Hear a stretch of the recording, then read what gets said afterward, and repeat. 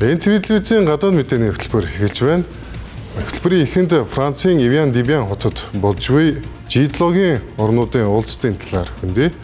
Энэхүү уулзалтаар эдийн засгийн хамтын ажиллагаа, гадаад худалдаа, технологи зэрэг олон асуудлуудыг хилцэж байгаа боловч хамгийн гол хоёр асуудал нь ойрхон орнуудын Иран, Америкийг амарсан дайны нөхцөл байдал, мөн Орос улбооны улс болон Украины дайны нөхцөл байдал байлаа. Ираны дайныг зогсоох өрчлсөн гэрээг зарсныхаа дараа их технологийн дээд хэмжээний уулзалтад хүрэлцэн ирсэн Америкийн нэгдсэн улсын ерөнхийлөгч Дональд Трамп өчигдөр Украины ерөнхийлөгч Володимир Зеленскийтэй уулзсныхаа дараа Орос улс Украинтай энхийн гэрээ байгуулах ёстой гэж мэдэгдээд үүнд туслахыг хичээх бодно гэдгээ илэрхийллээ. Трамп Зеленскийтэй хийсэн уулзалт маш сайн болсон гэж тодорхойлсон байна. Тэрээр сэтгүүлчдэд хандан би чадах бүхнээ хийх болно. Тулааны талбарт хоёр талаас хэтэрхий олон хүн амьд өргөдөж байна. Орос тохиролцоонд хүрэх хэрэгтэй хэмээн онцлон хэлжээ. Хэдийгээр Трамп ийм хүн амлсан ч Москвад үзүүлэх шахалтыг нэмэгдүүлэх тодорхой алхмуудын талаар дэлгэрэнгүй мэдээлэл өгөөгүй байна. Үүнтэй зэрэгцэн Украины ерөнхийлөгчийн тамгын газраас дээд хэмжээний уулзалтын үеэр Зеленский, Трамп болон Америкийн нэгдсэн улсын төрийн нарийн бичгийн дарга Марко Рубио нарын ярилцчуу зургийг нийтлсэн байна. Уулзалтын үеэр Зеленский даваа гарагт Киевийн Печерск, Лавра хийддэх Оросын цохилтын үр дагаврыг харуулсан зургийг Трампт үзүүлжээ.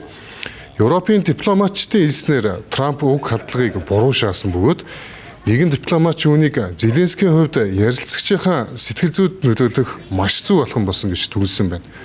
Европын дипломатчдын зүгээс уулзалтын уур амьсгалыг бүтээлч болсон гэж дүгнсэн ч Европын удирдагчдын хүсэж буй Оросын эсрэг нэмэлт хориг арга хэмжээ авах тал дээр Трамп тодорхой байр суурь илэрхийлээгүй байна. Трамп хэлэхдээ Ираны дайныг зогсоох өрчлсөн гэрээ зах зээлийг тайвшруулсан тул Вашингтон одоо Оросын засгийн газрын төсний хөнгөлтийг цуцлах боломжтой болсон гэсэн боловч илүү өргөн хүрээтэй хориг арга хэмжээний талаар дурдаагүй байна. Зеленский болон Европын удирдагчид энхийн хэлцээрт давуу тал олж авахын тулд тулааны талбар дахь нөхцөл байдал Украины талд эргэсэн гэдгийг Трампт ойлгуулахыг зорж байна. Европын комиссийн ерөнхийлөгч Урсула фон дер Лейен X суудсандаа Украины хувьд байдал наашдаагаар эргэж байна. Орос ядарч цуцсан илт харагдж байна. Одоо бид дэмжлэгээ 2 дахин нэмэгдүүлэх цаг нь болсон гэж бичжээ. Их технологийн удирдагчид дайны талбарын өрнөл Украины талд байгаатай санал нэгдэж Киевт илүү олон агаарын дотлооноос хамгаалах систем нийлүүлэх үүрэг хүлээсэн байна. Түүнчлэн Европын удирдагчид Украины дронууд Оросын нутаг дэвсгэрт нэвтэрч амжилт олж байгаа энэ үед өмнө нь Америкийн нэгдсэн улсын санал болгож байсан энхийн гэрээний нөхцлүүд Москвад хэтэрхий ашигтай байсан гэдгийг Трампд ойлгуулахыг хичээж байна. G7-гийн уулзалтаар хөндөгдсөн бас нэгэн чухал сэдв нь Ираны асуудал байлаа.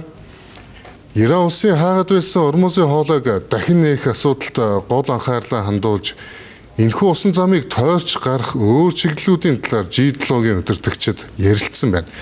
Энэ үеэр ерөнхийлөгч Трамп энэ баасан гарагт тус хоолой бүрэн нэгдэн гэж мэдгдсэн.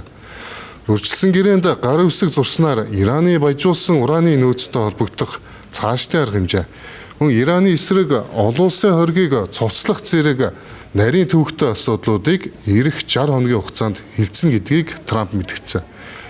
Гэсэн хэдий ч Европын холбоотнууд Америкийн нэгдсэн улсын туршлагагүй хилцээний баг Ираны цөмийн болон пуужингийн хөтөлбөрийг игнэгт зогсоох хилцээ хийж чадна гэдэгт эргэлзэж байгаа юм байна. Францын ерөнхийлөгч Эммануэль Макрон санж хүчиг төдий ус талуудын заавал биелүүлэхүйц бат бөх хилцээр байгуулах нь нэн тэргүүний зорилт байх ёстой гэж сануулсан байна. Үүний хариуд Трамп гэрээнд Иран улс цөмийн зэвсгээр хөөцөлдөггүй байх тухай маш чанга бөгөөд тодорхой заалт орсон гэж батлан өгүүлсэн байна.